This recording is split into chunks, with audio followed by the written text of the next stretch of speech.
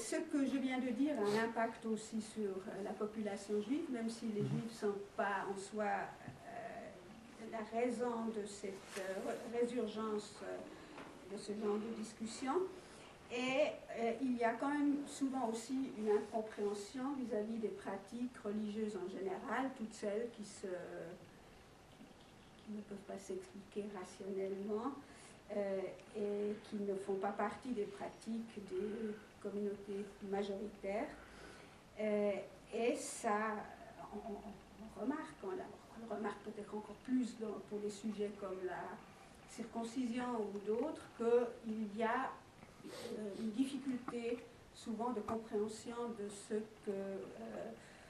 que justifient ces pratiques et des raisons pour lesquelles elles sont poursuivies. Alors, l'une des conséquences, c'est qu'à l'époque actuelle, il faut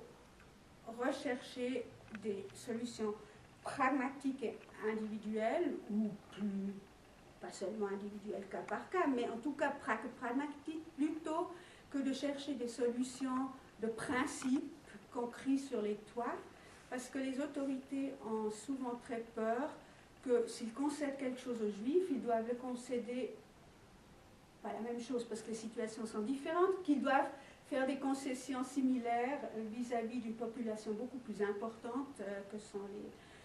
musulmans. Et donc, des décisions de principe sont aujourd'hui plus difficiles à obtenir, ou des réponses claires des personnalités politiques, ce qui ne veut pas dire que dans la pratique, il y ait de problèmes très importants avec les Juifs. Peut-être l'absence des jeunes ici. J'ai appelé la présidente des étudiants avant pour lui demander. J'ai aussi parlé avec le grand rabbin pour savoir s'ils ont connaissance ces derniers temps de problèmes importants. Et puis la réponse était plutôt rassurante parce que ce n'est apparemment pas le cas. Peut-être ça montre le manque de présence de cette classe d'âge. Alors, je vais juste dire quelques points sur les institutions les plus importantes qui sont mentionnées d'ailleurs dans le titre de cette session, pour juste décrire la situation, et après on essaiera de dialoguer. Donc en commençant par l'école. Alors à l'école pour les Juifs, la question la plus épineuse est posée par les examens qui ont lieu plus tellement le Shabbat, parce qu'à l'école en tout cas, plus d'examens le Shabbat, mais les jours de fête, quand quelque chose tombe sur le Rosh Hashanah, une Trim à Kippour, ou même lors d'autres fêtes. Et c'est celle-ci qui, dans la pratique, parce que ça concerne aussi les Juifs pratiquants, mais pas ultra-orthodoxes, qui ne vont souvent pas à l'école publique, c'est une question tout à fait pratique qui se pose régulièrement et à laquelle on a de temps en temps à faire face. Alors, il y a sur ce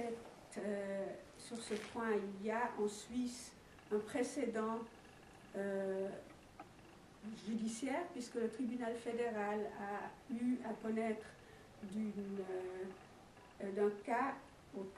qui concernait le canton du Tessin et qui concernait pas des Juifs, mais des évangélistes sabbatistes, ou je ne sais pas exactement quelle était la dénomination de cette tendance en question, où un élève devait passer son examen de maturité un Shabbat, ce qui lui a été refusé. Et lui ou ses parents sont allés jusqu'au tribunal fédéral, et c'était en 2008. Vous avez d'ailleurs dans les papiers que je vous ai distribués un petit résumé de cet arrêt. Et dans cet arrêt, le tribunal fédéral a estimé que l'école, parce qu'il a fait une pesée des intérêts, quels sont les intérêts en cause, comme ça se fait d'habitude, et le tribunal fédéral a estimé qu'on pouvait raisonnablement exiger de l'école de trouver des solutions pour, asseyez-vous, hein, on va bientôt devoir fermer la salle, tellement il y a